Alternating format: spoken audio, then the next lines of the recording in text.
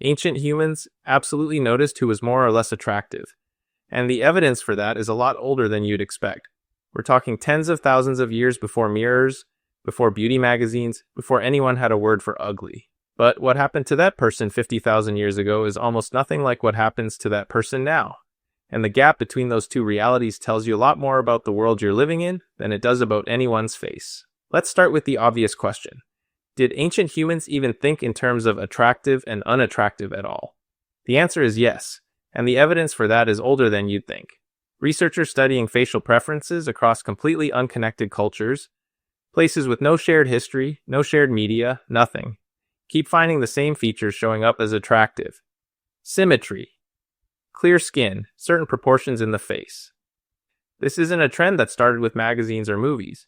It's something your brain was already doing tens of thousands of years before either of those existed, because a symmetrical, healthy-looking face was basically a walking advertisement for good genes and a strong immune system. So if you've been born 50,000 years ago with features the group considered less attractive, people probably did notice. That part of the story checks out. But here's where it stops looking like the modern version. Picture a typical hunter-gatherer band. Anthropologists studying these groups put the size at roughly 20 to 50 people. That's your entire world. Every person you'll ever know, every potential partner, every rival, every friend. All 20 to 50 of them. Compare that to a dating app pulling from a population of millions, where you're one face in an infinite scroll being judged in half a second by total strangers who will never learn a single other thing about you. In a group of 50, least attractive person in the tribe is a much smaller deal than it sounds like, because everyone already knows everything else about you. They know if you can track an animal for 2 days without losing the trail.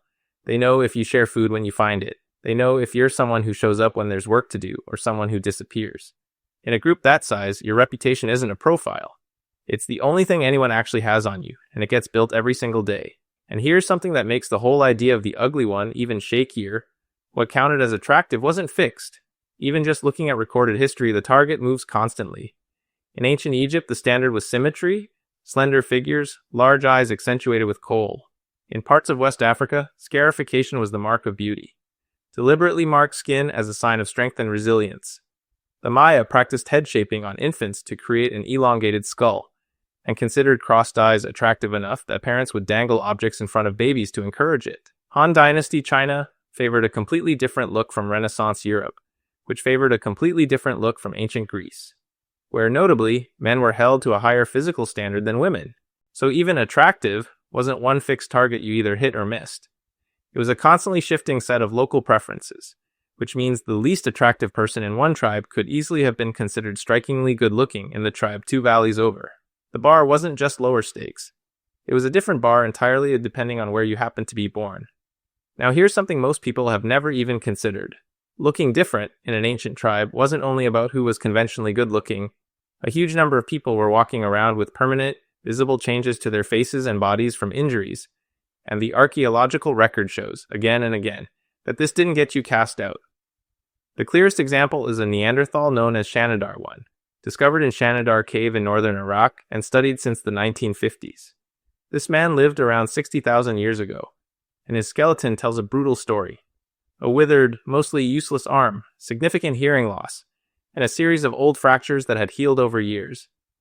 Researchers who examined his bones concluded that injuries like his would have made him heavily dependent on other people for basic survival. And yet, he lived for years, possibly decades, after these injuries occurred. Someone fed him. Someone helped him move.